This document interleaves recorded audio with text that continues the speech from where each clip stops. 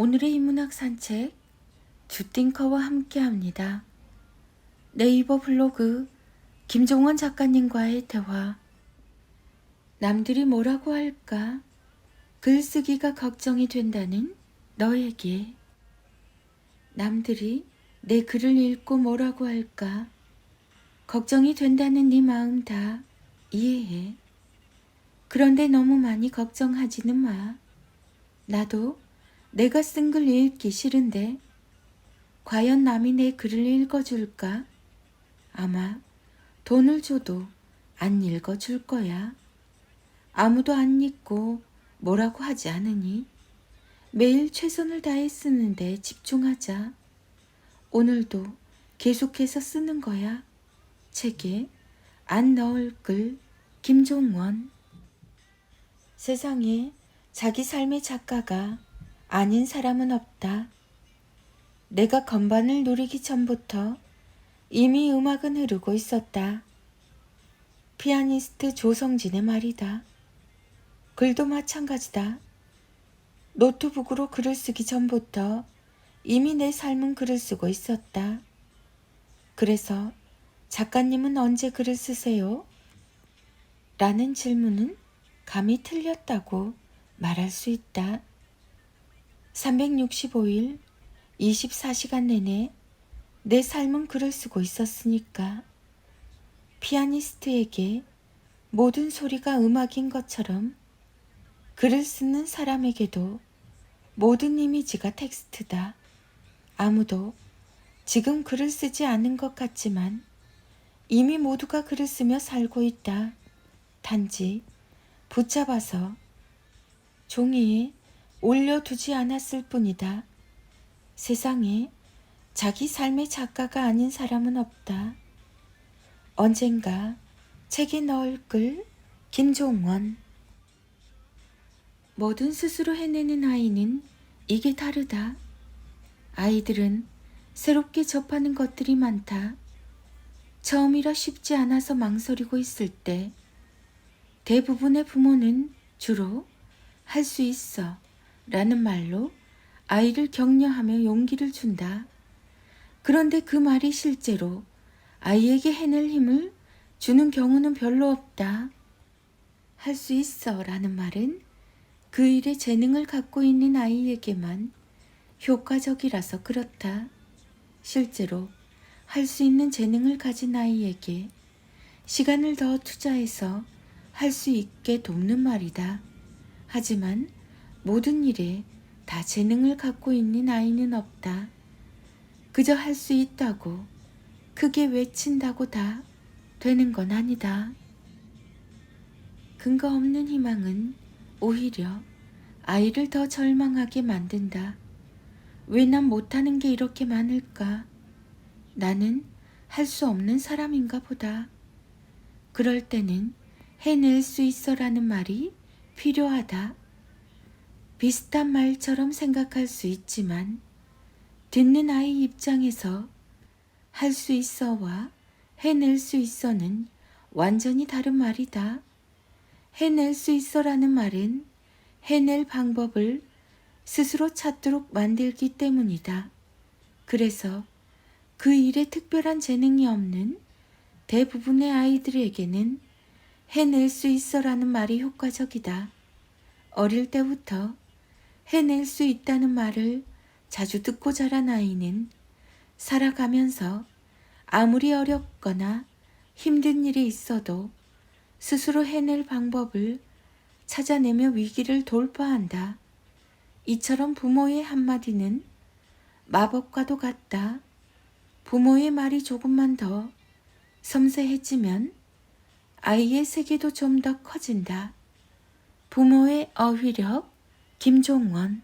요즘 은근히 많이 보인다는 2030대 이유형.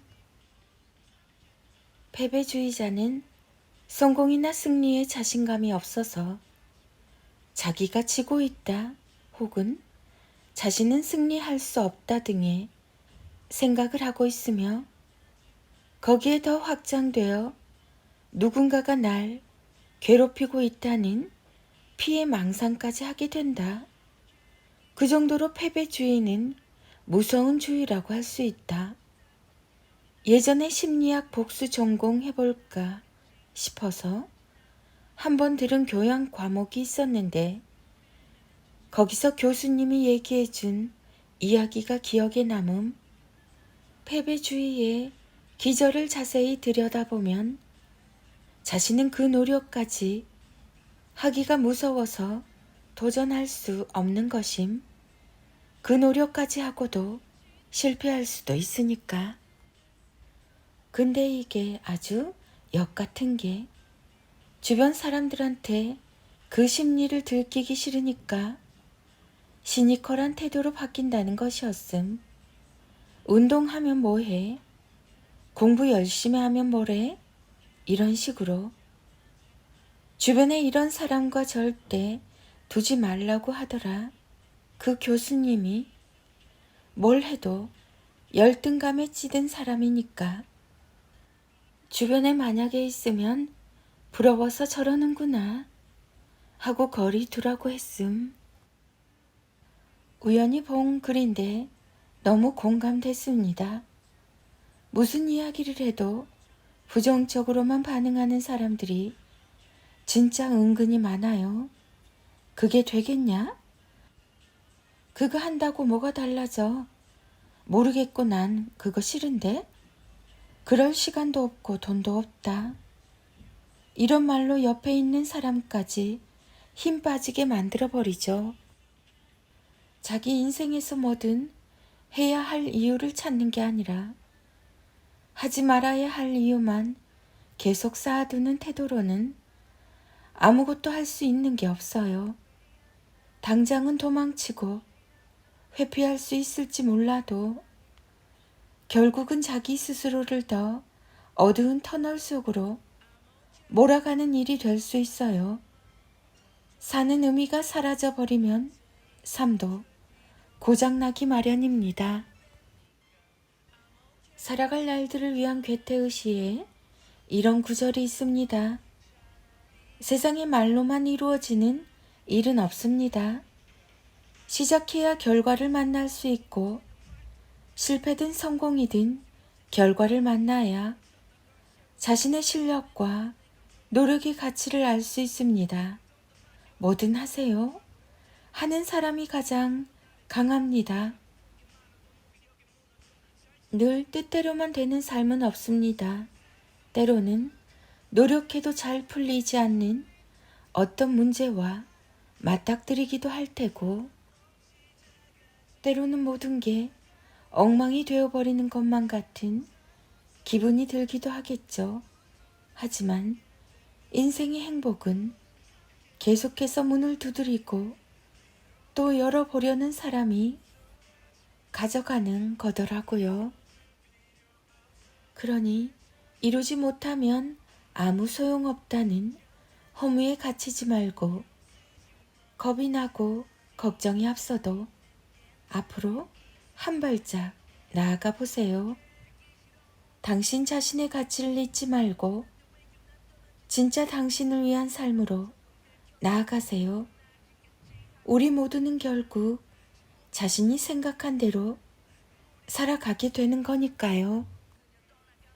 하겠다고 다짐하면 할 수 있는 방법이 떠오르기 마련입니다. 내가 과연 할 수 있을까라는 불가능을 단정 짓는 질문은 버리고 그렇게 살기 위해서 지금 무엇을 하면 좋을까라는 가능성에서 시작한 질문을 던져보세요.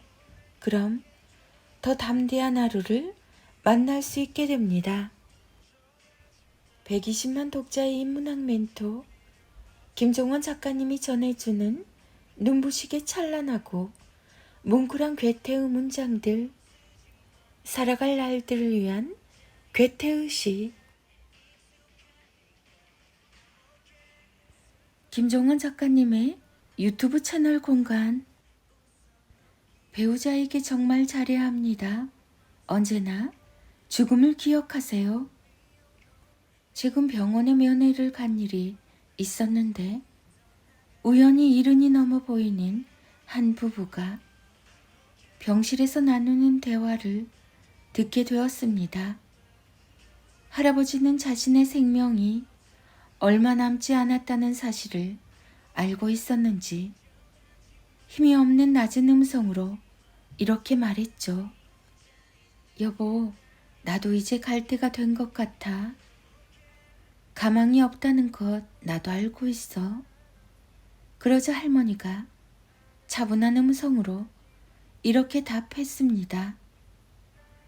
자기야, 너무 외롭게 생각하지 마. 내가 당신 곧 따라서 갈 거야. 먼저 가서 조금만 기다리고 있어. 나도 곧 갈게. 할머니의 따스한 음성과 다정한 말을 자장가 삼아 할아버지는 잠이 들었고 그 모습을 다 확인한 할머니는 별과 달이 뜬 바깥 풍경을 바라보며 혼자 이렇게 속삭였습니다. 자기야, 우리 언제 이렇게 늙었을까? 대체 언제 이렇게 늙었지? 사랑할 때 더 사랑하지 못해서 미안했고 나도 모르게 마음 아프게 했던 일이 있었다면 지금이라도 정말 미안하다고 말하고 싶어. 우리 언제 이렇게 늙었을까? 당신을 만나 사랑에 빠진 그 예쁜 날이 난 정말 엊그제 일처럼 생생한데 언제 이렇게 늙어버린 걸까? 마지막까지 내가 더 사랑할게. 고생하는 거 다 알고 있습니다. 이렇게 외치는 것도 무리는 아니죠. 남편 때문에 미치겠어요. 아이들 문제로 나만 고생하고 있어요.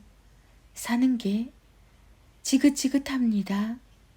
독박육아, 이젠 벗어나고 싶네요.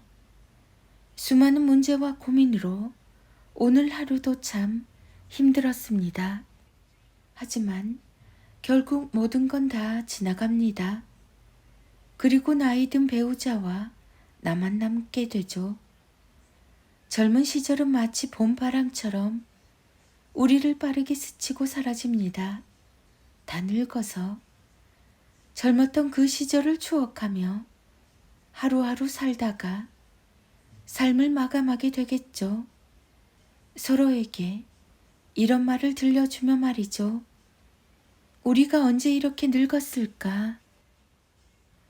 그 마지막 말이 나오기 전에 오늘 하루 조금 더 서로를 이해하고 덜 미워하고 더 사랑해 주세요. 사라지는 시간보다 귀한 사랑을 서로에게 선물로 전하는 하루 되기로 해요. 괴테는 이렇게 조언했습니다. 사랑할 용기를 잃으면 결국 전부를 잃게 된다. 죽음을 기억한다면 뭐든 해낼 수 있습니다. 사랑할 수 있을 때 최선을 다해 사랑하세요. 살아갈 날들을 위한 괴테의시 김종원 작가.